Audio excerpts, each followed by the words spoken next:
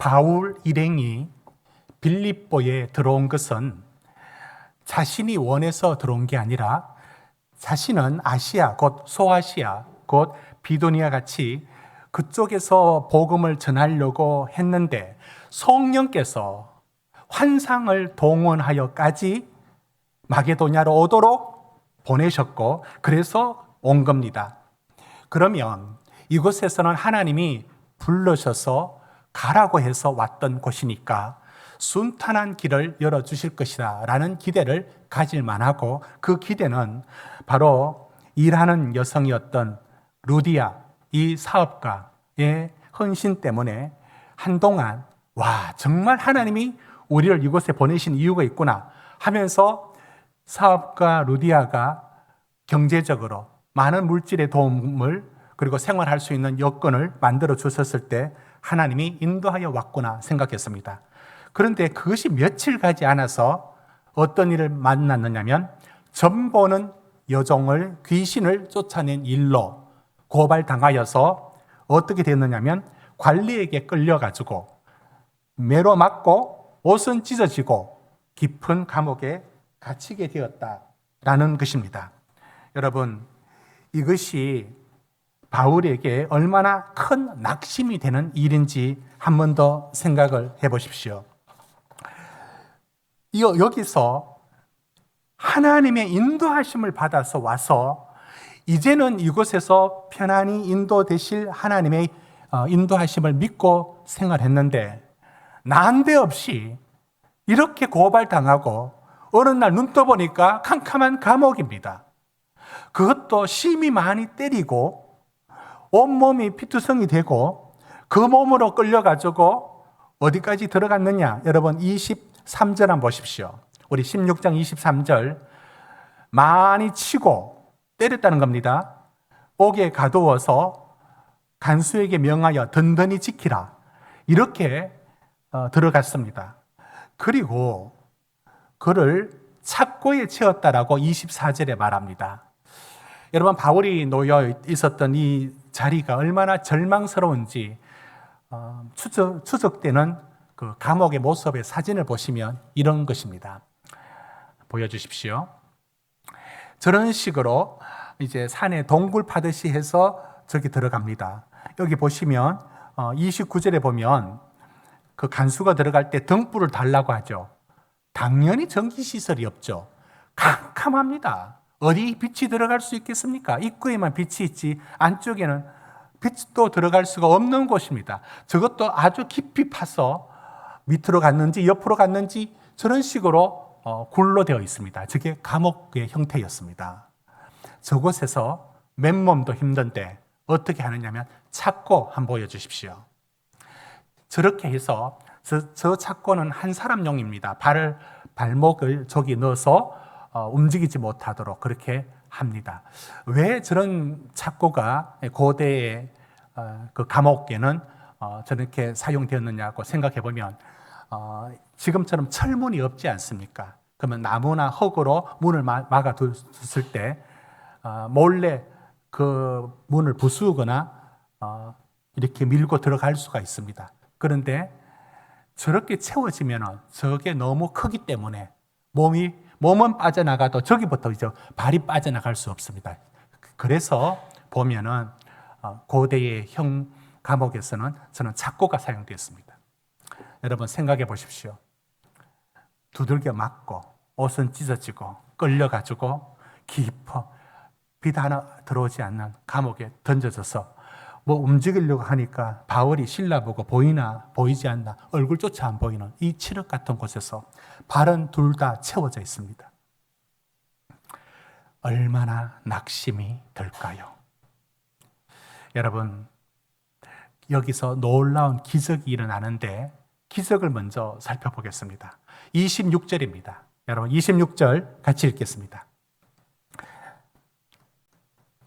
자, 26절입니다. 시작. 이에 갑자기 큰 지진이 나서 옥토가 움직이고 문이 다 열리며 모든 사람의 매인 것이 다 벗어진지라. 여기서 하나님의 놀라운 기적이 일어납니다. 지진이 나서 흔들리면서 옥토가 흔들거리면서 문이 열려지고 또 제수들의 손과 발에 묶여 있었던 것들이 그게 풀어지는 겁니다. 놀라운 기적입니다. 그 기적이 어떤 걸 또 일으켰느냐면 간수가 옥문이 다 열려 있고 제수들이 얼핏 보니까 보이지 않는 겁니다.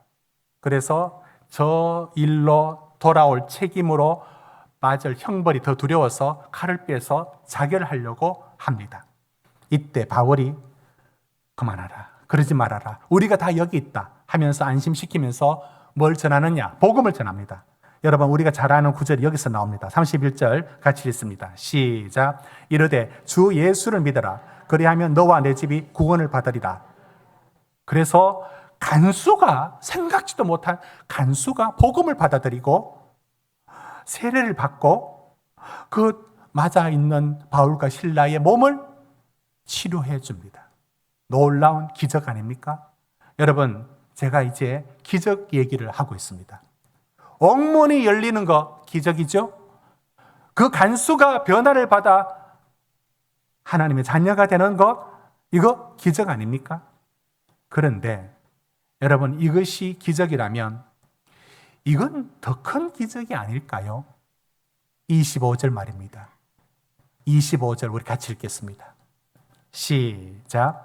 한밤중에 바울과 실라가 기도하고 하나님을 찬송하며 제수들이 듣더라. 여러분, 지금 바울이 묶여있는 이 자리가, 여러분, 우리 성경을 볼 때 이 가시로 이렇게 손톱 밑을 꼭 찌르면 아프지 않습니까? 내 몸은 이렇게 하나 가시가 찔려도 아파요. 근데 우리는 지금 뭘 읽고 있느냐면 바울이 두들겨 맞고 매로 태형을 맞았어요. 그럼 살살 때렸다고 생각하십니까? 채찍으로 때렸지 않겠습니까? 그리고 끌고 캄캄한 감옥에 쳐넣습니다. 뭐든지 딱 당해봐야 거기서 느낌을 알죠. 이제 우리 청년들이 입대할 때, 입대하기 전까지는 아무 생각 없어.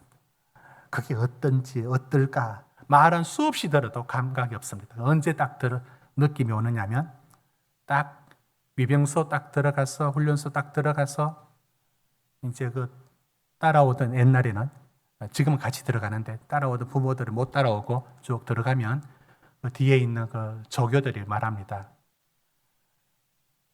빨리 안 뛰어 하면서 바로 선착순 시킵니다.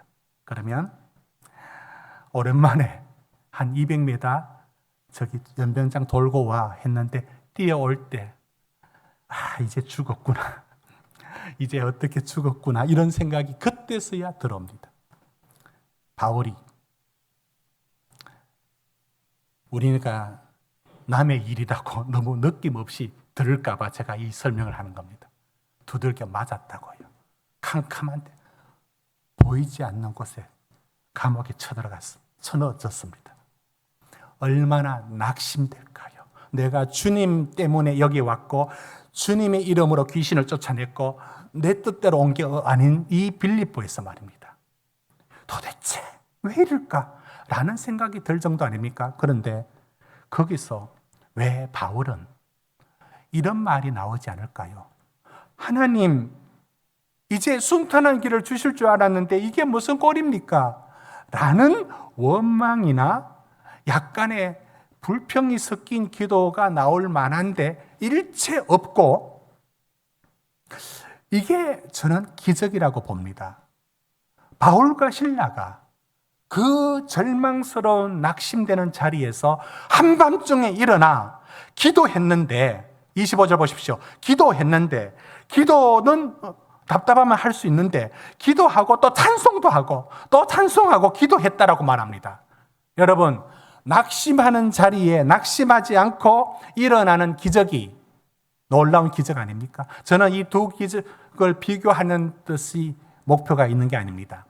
옥문이 열리는 것도 기적이죠.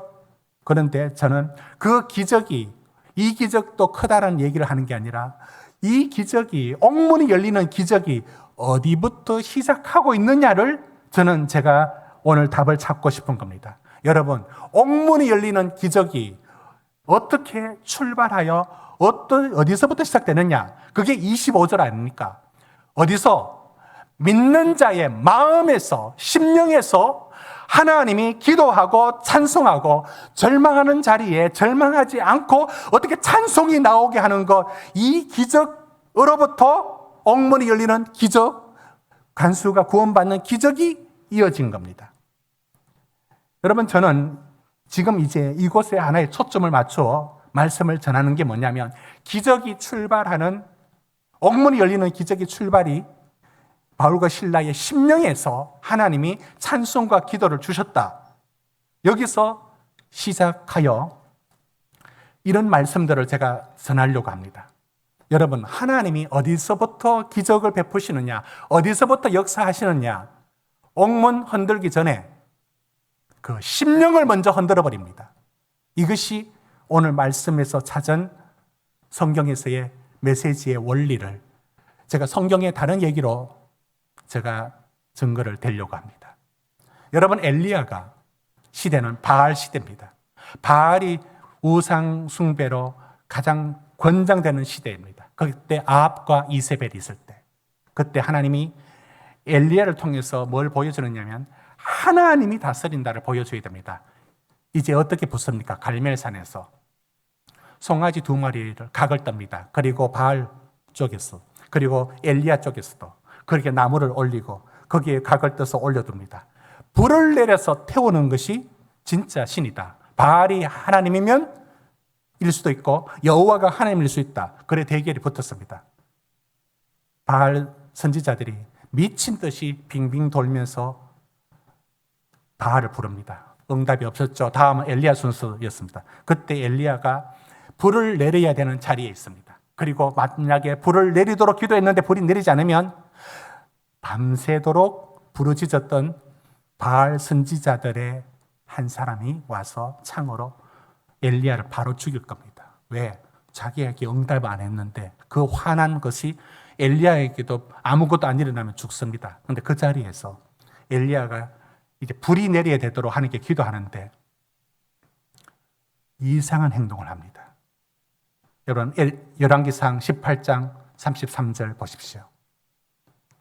거기다가 물을 갖다가, 불이 붙어야 되는 그 자리에 물을 갖다 붓습니다. 그것도 4통에 3번을, 12번을 붓습니다. 불이 붙어야 되는데 왜 물을 갖다 붓습니까? 여러분, 그러면 엘리야가 이렇게 기도한 건 아니라는 겁니다. 하나님, 이번에 불 안 붙으면 나 죽습니다. 제발 불 좀 내려주십시오. 불 좀 내려주십시오. 그렇게 기도 안 했습니다. 그렇게 절절하게 사정하듯 기도 안 했습니다. 혹시 불이 안 내리면 어떻게 되지? 주님 제발 부탁입니다. 그런 게 없습니다. 엘리야가 물을 갖다 부을 때, 거기다 물을 갖다 부을 때 불이 내려야 되는데 물을 왜 갖다 붓습니까? 하나님이 엘리야의 심령에 먼저 기적을 주신 겁니다. 거기 불을 내리리라. 엘리야의 마음에 확정된 마음을 먼저 주신 겁니다. 그래서 불이 안 내리면 어떻게 할까라는 마음은 추호도 갖지 않고 그 속에 불이 내려야 되는 그 자리에 물을 갖다 부을 때 그 배짱이 어디서 나오느냐? 하나님이 그곳에 불을 내린다는 확정된 마음을 엘리야에게 먼저 주셨습니다. 여러분, 이건 다음 사건에도 마찬가지입니다. 다음에는 비가 와야 합니다. 비가 와야 되는데 엘리야가 비가 온다라는 말하고 그 다음 이어서 비가 바로 와야 됩니다. 왜냐하면 그렇지 않으면 바알이 비가 오게 했다라고 우길 것이고, 마치 인디언의 기우제처럼 우리가 그때 기도했으니까 이제 비 온다라고 우기면 엘리야가 논리적으로 밀립니다. 언제 비가 와야 되느냐면 3년 6개월 동안 비가 안 왔고 한 방울도 안 왔고 있을 때 맺히지 않았다고 했습니다. 그런데 비가 온다라고 엘리야가 하나님께 말씀을 듣습니다. 가서 말합니다. 비 온다. 3년 6개월 동안 비가 하나도 안 왔고 버석버석 완전히 메마르고 먼지가 터벅터벅 나는 그 땅을 보면서 비가 온다라고 말합니다. 그래서 말합니다. 상황 보고 비가 오는지 저 지중해 쪽을 한번 보라고. 안 와요. 너무 창창해요. 비가 안 와요. 아무것도 안 온대요. 6번 왔다 갔다 합니다. 그런데 엘리야가 말합니다. 비 온다. 안 오는데요? 다시 가봐라. 손바닥만한 구름 하나 봅니다. 그게 비를 만들지 못 만들지 어떻게 합니까? 그런데 엘리야가 그래? 하고는 아합에게 찾아가서 말합니다. 아합 왕이요. 비 옵니다. 마차를 준비하십시오. 이스라엘 왕 지역에 그 왕궁에 들어가려면 마차가 있어야 됩니다. 지금 비가 곧 쏟아질 겁니다. 아합이 저놈이 미쳤나 생각할 겁니다. 근데 너무 확신 있게 말합니다. 비 온다고. 여러분, 저는 이 엘리야를 통해서 보게 됩니다.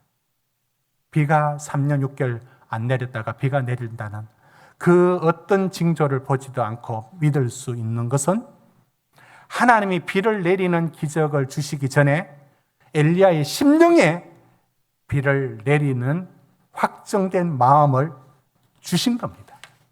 저는 이제 우리 성도님들에게 말씀을 드릴 수 있습니다. 하나님이 옥문을 열기 전에, 불을 내리기 전에, 비를 내리기 전에 그 기적이 여러분의 삶에는 어디에서 필요합니까? 그런데 그 기적이 어디서 출발하는지 아십니까? 여러분 심령에서부터 그 불은 내려지고, 심령에서부터 그 비는 내려지고, 여러분 심령에서부터 바울에게 이 기적이 일어나야 그 다음 옥문이 열리고, 그 다음 불이 내리고, 그 다음 비가 내리는 겁니다. 이것을 시편 57편은 이렇게 말합니다. 하나님이여, 내 마음이 확정되었고 내 마음이 확정되어 사오니. 여러분, 지금 저 사람은, 저 시인은 어떤 마음으로 기도하고 있는지 아십니까? 지금 저 기도가 어떤 마음에서 기도하고 있겠습니까? 그런데 확정된 마음을 사람이 줄 수 없는 그 속에 확신이 넘치는 마음으로 가득 차버린 겁니다. 여러분, 내 영광아 깰지어다, 비파여 수금아 깰지어다, 내가 새벽을 깨우리로다. 이렇게 하나님이 기적을 베푸실 땐 그 기적이 먼저 믿는 하나님의 사람의 마음속에 불을, 마음속에 비를, 마음속에 옥문을 열어버리십니다. 이것이 먼저 일하는 것입니다. 여러분, 다윗과 골리앗을 보십시오. 골리앗이 거구였고 거인이었습니다. 어떻게 다윗이 이길 수 있었습니까? 그것도 소년 다윗입니다. 그 어린 다윗이 말입니다. 사람들은 말합니다. 그가 물매를 잘 돌려서 골리앗의 이마에 돌을 박혀서 무너뜨렸다. 참 좋은 기술을 가졌다. 여러분, 그 기적은 어디서 출발됐는지 아십니까? 엘라 골짜기에서 골리앗이 이스라엘을 위협하면서 쩌렁쩌렁 울리는 소리로 소리 낼 때 모든 이스라엘이 두려워 떨고 있었습니다. 어떤 장수도 앞에 나가지를 못했습니다. 그런데 그 형들이 전쟁 나갔던 것을 아버지의 부탁으로 도시락을 챙겨서 형들 갖다 주면서 안부를 물으러 갔던 그 차에 다윗이 아직 군에 갈 나이도 아닌, 징집될 나이가 아닌 그 나이에 다윗이 보고 내가 나가보겠습니다 합니다. 하나님은 어디서 기적을 시작했습니까? 골리앗의 이맛배기에 돌멩이를 박아 넣던 그 기적을 하나님은 그 이전에 역사했습니다. 어디? 겁먹지 않고 나아가는 다윗의 마음에 이렇게 말했죠. 다윗이 너는 칼과 창과 단창으로 내게 나오거니와 나는 만군의 여호와 이름으로 내게 나가노라 라고 말하는 말씀 속에서 본 것처럼 이렇게 먼저 다윗의 마음속에 하나님의 담대함으로 기적을 베푸신 겁니다. 여러분, 시편 3편은 다윗이 압살롬 아들입니다. 아들이 반란을 일으켰을 때 도망가면서 지은 시입니다. 그런데 여러분, 아들이 반란을 일으키면 나가서 죽여야 됩니까? 살려야 됩니까? 가장 비참한 자리입니다. 이러지도 저러지도 못하는 게 다윗입니다. 그때 다윗이 여호와여, 나의 대적이 어찌 그리 많은지요, 나를 치는 자가 많으니이다 하면서 이런 기도를 합니다. 시편 3편 5절 6절 띄워주십시오. 우리 같이 읽겠습니다. 시작. 내가 누워 자고 깨었으니 여호와께서 나를 붙드심이로다. 천만인이 나를 애워싸 진친다 하여도 나는 두려워하지 아니하리다. 여러분, 내가 누워 자고 깨었으니, 여러분, 다윗을 생각해 보십시오. 그냥 내가 지금 이렇게 살아있는 그 자체가 하나님 나를 붙들어 주시는 것이다. 그러면서 이 가장 절망스럽고 어찌 해야 될지 모르는, 여러분, 다윗이 요압 장군한테 뭐라고 얘기하는지 아십니까? 저 반란군 압살롬을 죽이라 소리를 못하고 혹시 자네가 압살롬을 만나면 나를 받으라도 좀 선하게 좀 잘 부탁한다를 사정을 합니다. 참 이게 기막힌 일이 어디 있습니까? 반란군을 진압하여 이겨야 되는데 그 아들은 살리려고 하는 이 두 가지 마음에 가장 깊은 절망을 느꼈던 다윗을 하나님은 어떻게 도와주셨느냐? 6절을 다시 한번 읽어봅시다. 6절 시작. 천만인이 이 마음을 주신 겁니다. 그 마음에 먼저 확정된 마음을 주신 것입니다. 여러분, 이제 우리는 말씀이 어떻게 역사하는지 보게 됩니다. 기적은 어디서 시작되느냐? 여러분의 삶에 일어나야 될 기적이 있지 않습니까? 근데 그 일어날 기적의 출발은 여러분의 믿음의 속에 일어나는, 여러분 심령 속에 먼저 그 일이 일어나야 합니다. 저는 한 집사님이 가정에 너무 큰 일을 당하여서 소식을 듣고 병원으로 급히 가게 되었습니다. 만나서 무슨 말을 해야 될지, 이 놀라운 일을 당하였을 때 이 당황스러운 일을 어떻게 저분들이 감당을 할까? 근데 가면서 문자를 받았어요. 문자를 보는데 7가지 기도 제목을 보내왔습니다. 제가 그분이 누군지 말하지 않아도 예배 중에 오시면 그 집사님은 아실 겁니다. 그 중에 2가지를 이렇게 그대로 옮겼습니다. 이름 다 빼고 보십시오. 이 시간을 통하여 가족의 단단함과 사랑을 경험하고 하나님의 살아계심과 지켜주심을 고백할 수 있는 시간이 되도록 해주세요. 가족들이 흔들릴지라도 하나님이 주시는 평안과 끊어지지 않는 기도로 서로를 보듬고 회복하게 하옵소서.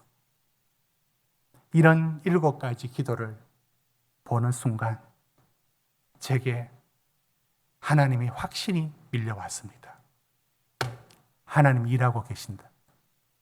하나님이 그 집에 참 기가 막힐 일을 허락했지만 하나님 어디서 도와주시느냐면 그 부모의 마음에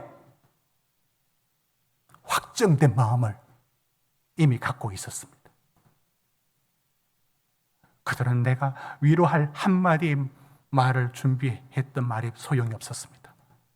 너무나 담대하게 하나님을 의지하고 전적으로 맡기고 있는 그 부모의 대화 속에 저는 보게 되었습니다. 이 아이에게 반드시 기적이 일어난다. 그 앞서 부모에게 이 기적을 허락하셨다. 여러분, 하나님은 우리가 감당 못할 어떤 일들 앞에 그 일들을 감당할 능력을, 감당 못할 것은 허락지 아니하시고 감당할 것만 허락해 가십니다. 우리 속에 어떻게 해서 이런 믿음이 나올 수 있습니까? 무슨 일을 만나도. 여러분, 찬송가 384장 나의 갈 길 다가도록 예수 인도하시네. 그 1절 후렴에 이렇게 되어 있습니다. 무슨 일을 만나든지 만사형통하리라. 무슨 일을 만나든지 만사형통하리라. 여러분은 저 가사를 찬양할 때 뭘 생각합니까? 그래, 다 이렇게 다 형통하게 될 거야. 잘 될 거야. 잘 될 거라고. 그게 형통 아닙니까? 근데 그럴까요? 여러분, 저 뜻이 원작자가 뜻하는 내용은 이런 겁니다. 1절 가사를 영어로 잠시 한번 읽어보겠습니다. 영어로 한번 띄워주십시오. 나의 갈 길 다 가도록 예수 인도하시네. All the way my Savior leads me. All the way, 내 가는 길 처음부터 끝까지 나의 구주께서 나를 이끄신다. What have I to ask beside? 이제 더 이상 내가 그분께 구할 게 뭐가 있느냐? Can I doubt His tender mercy? 뒤에까지 Whose through life has been my guide. 뒤에 먼저 해석하죠. 지금까지 through life, 내 일생 동안 has been my guide. 나를 인도하신 그분의 tender mercy, 그의 친절한 자비를 Can I doubt? 내가 의심할 수 있겠는가? 반어법입니다. Heavenly peace, divinest comfort, 하늘의 평화, 가장 거룩한 위로를 Here by faith in Him to dwell, 그분의 믿음 안에서 Here to dwell, 나는 거한다. 이제 후렴이 나옵니다. For, because라는 뜻이죠. I know whatever befall me, Jesus does, 이거 does는 옛날 말입니다. 영어지만 요즘 쓰지 않는 말입니다. Jesus does all things well. 왜냐하면 whatever befall me, 내한테 무슨 일이 닥쳐도 예수는 all things well, 모든 걸 선하게 does, 만들어 놓으신다. 내한테 무슨 일이 일어나도 예수 때문에 나는 가장 그 일이 선하게 바뀌어질 것을 믿는 것. 여러분, 이 믿음이 바울과 실라가 감옥에서 풀려날 것으로 믿습니다. 그거 아니에요. 풀어주십시오. 그것도 아니에요. 내가 무슨 일을 만나도 당신은 나를 가장 선한 길로 이끌어 가십니다. 이 믿음이, 이 고백을, 이 기적을 만드는 믿음이에요. 여러분, 시편 23편 6절을 오늘 우리 성가대 찬송 속에도 있었습니다. 6절을 같이 한번 읽어볼까요? 시작. 내 평생에 선하심과 인자하심이 반드시 내가 여호와의 집에 영원히 살리로다. 여러분, 저기서 따른다라고 하는 단어가 라다프라는 히브리어인데요. 저건 추격하다, 끝까지 쫓다는 말입니다. 저걸 이미지로 설명할 때 사냥개를 동원합니다. 사냥개는 목표물을 보면 물러서는 법이 없습니다. 전에도 한번 말씀드렸지만 여러분, 아주 크지도 않은 사냥개인데 더 큰 놈 개를 만났는데도 물러서질 않아요. 자기가 설령 물려 죽어도 뒤로 물러서는 법이 없어요. 그게 타고난 본성이에요. 그게 사냥개가 타고난 본성이에요. 끝까지 추격하고 물러서는 법이 없습니다. 저 단어가 어디서 사용되는지 아십니까? 여호와의 선하심과 여호와의 인자하심이 빙빙 돌다가 어쩌다가 내 인생에 올 수도 있고 안 올 수도 있고, 그게 아니라 반드시 그 선하심과 반드시 그 인자하심이 내 인생 네가 어디로 가든지 무슨 일을 만나든지 따라와서 사냥개처럼 쫓아와서 가장 선한 길로 만들어 내신다는 믿음입니다. 사랑하는 성도 여러분, 창세기에 요셉이 얘기를 하시죠. 팔려가지고 웅덩이에 던져지고 미디안 상인에게 팔려가고, 그 인생이 형통하다고 말하면 안 되잖아요. 그런데 성경이 뭐라고 얘기하느냐? 39장 1절 보십시오. 지금도 보디발의 집에 팔려가는 그 자리에서 이런 말을 합니다. 2절, 여러분 2절 3절 같이 읽습니다. 시작.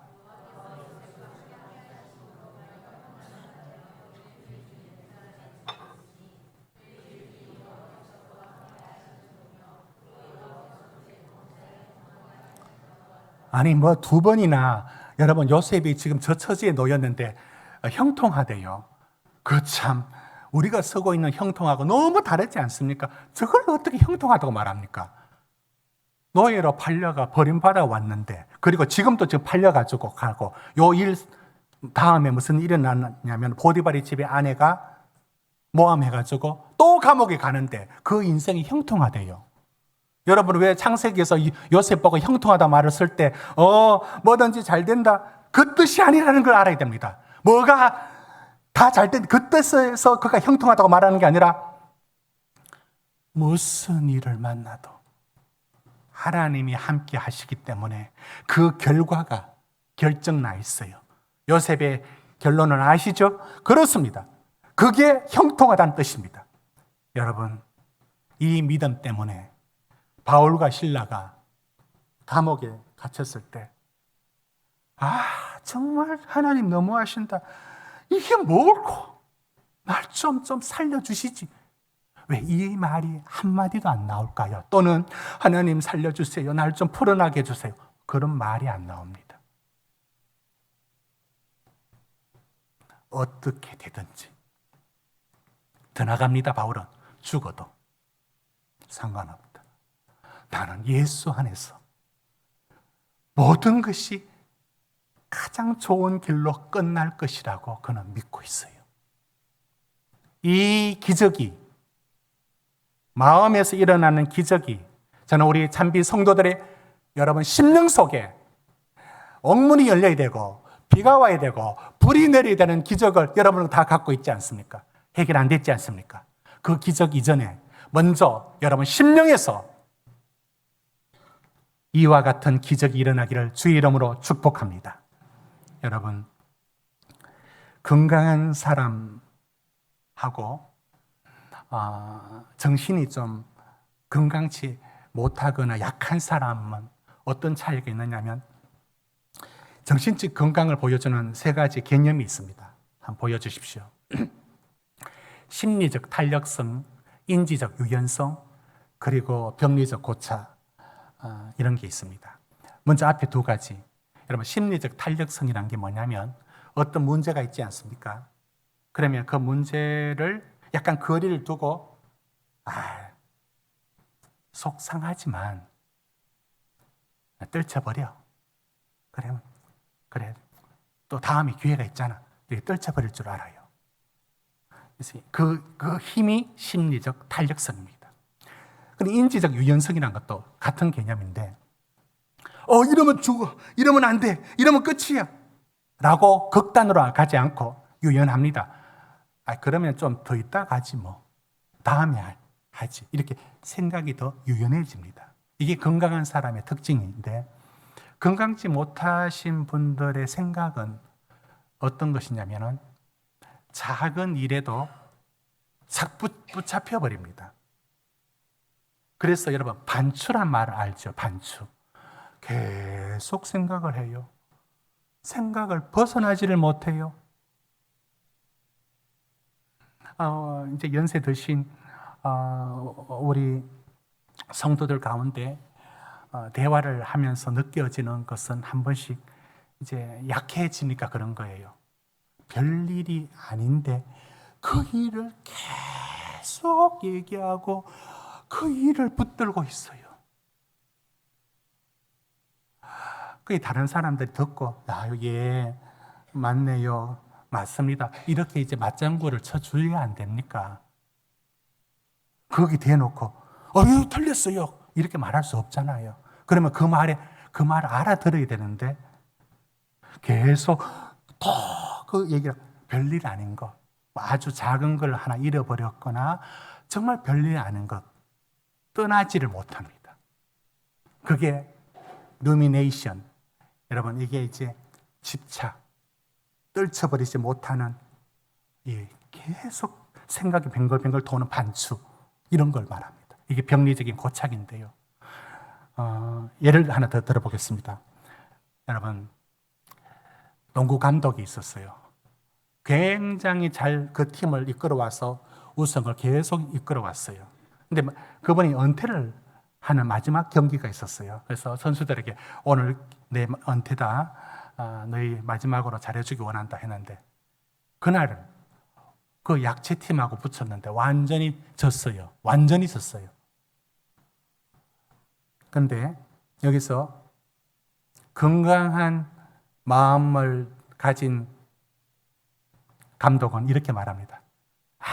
참 아깝네. 마지막까지 잘하면 좋은데 그래도 할 수 없지 뭐.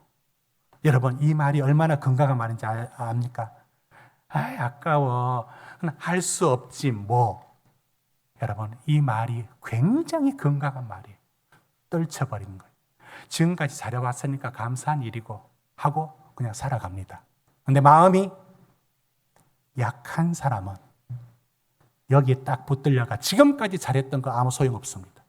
이것 하나 못했다는 것 계속 거기 붙들려 있습니다. 여러분, 이걸 못 벗어나는 거예요. 툭 버릴 수가 없는 거예요. 그러면 여러분, 오늘 바울과 실라에게 일어난 일들을 한번 비교해 보십시오. 여러분, 건강한 마음은 일어난 문제를 툭 털어버릴 수 있는 마음이 건강한 마음이고, 점점 그 마음이 약해지면 또 허약해지면 그게 안 돼가지고 그거 하나를 계속 물고 늘어지고 못 벗어납니다. 그런데 아쉽지만 할 수 없지 뭐라고 툭 쳐버리는 이 마음이 굉장히 건강한 마음이 그가 가졌던 사람은 이 문제로부터 벗어납니다. 자, 바울과 실라를 적용합니다. 그는 캄캄한 감옥에 갇혔습니다. 등불 들지 않으면 보이지 않는 칠흑 같습니다. 두들겨 맞아서 아프고 몸도 용신할 수 없는 착고에 처해져 있습니다. 그런데 왜 그는 잡히지 않을까요? 왜 절망에 잡히지 않을까요? 왜 안 잡히죠? 그에게 신앙인은 보통 사람들 가진 그 정신력보다 훨씬 더 놀라운 게 있습니다. 여기서 살아나야 될 텐데 걱정이네, 이런 것도 없어요. 무슨 일을 만나도 내 문제보다 그분이 더 크시고 내 상황보다 하나님 더 크시다. 무슨 일을 만나든지 하나님 가장 선한 길로 만사형통하리라. 그 믿음의 기적이 우리에게 일어날 때 하나님은 여러분 삶에 옥문이 열려야 되고 여러분 생활에 비가 내리고 불이 내려야 되는 이 외적인 기적의 변화가 있기 전에 여러분 심령에서 하나님은 기적을 행하기 원합니다. 그 어떤 것도 털고 일어설 수 있는. 여러분, 저는 오늘 말씀을 맺으면서 우리 성도들에게 마치 집단 상담처럼 오늘 말씀에 근거해서 한번 도전해 보겠습니다. 여러분 지금 붙들고 있는 그걸 못 놓고 붙들고 반추하여 맴돌고 생각하고 있는 그거 던져버리십시오. 툭 던져버리라고요. 그게 안 됩니까? 그게 안 됩니까? 이제 여러분의 믿음을 동원하십시오. 무슨 일을 만나든지 하나님이 가장 선한 길로 인도하신다는 믿음을 동원하십시오. 그리고 여러분은 선포하십시오. 그 감옥에 붙들리지 않고 그 어두움에 붙들리지 않고 그 절망에 붙들리지 않았던 바울과 실라처럼 여러분 선포하십시오. 예수 안에 난 능히 이 모든 것이 다 맡깁니다. 나는 당신의 선한 손길을 믿고 있습니다. 여러분, 믿음은 불확실함을 견디는 게 믿음이에요. 책 제목도 나와 있습니다. 불확실성을 견디는 게 믿음이라고요. 우상은 왜 우상이냐면 지금 눈에 답을 찾아내야 되는 게 우상입니다. 그런데 하나님을 향한 믿음은 이렇게 어떻게 될지 모르는 이 답답하고 불확실성을 어떻게 견디는 줄 압니까? 어떻게 하지로 견디는 게 아니라 이렇게 되든 저렇게 되든 무슨 일을 만나도 그분이 능히 나를 이끄신다는 이 핵심적인 믿음이 여러분의 믿음이 되기를 바랍니다. 여러분 심령 속에 옥문이 열리고 심령 속에 불과 비가 내리는 하나님의 기적이 여러분 심령 속에 믿음으로 폭발할 수 있기를 바랍니다. 돌아보면 하나님이 여러분이 원하는 기적을 왜 지금 안 베풀고 계실까요? 당장 그 문제를 해결하지 않으실까요? 하나님, 여러분은 지금 기적을 하늘에 번쩍이는 기적으로 생각지 마십시오. 여러분이 포기하지 않고 예배하며 하나님을 의지하고 제가 목회를 하고 있듯이 여러분이 믿음의 길을 걷고 있듯이 내가 자고 누웠으니 여호와께서 나와 함께 계십니다. 시편 3편의 말씀처럼 지금도 그분이 우리를 지켜주시기 때문에 여기 서 있는 겁니다.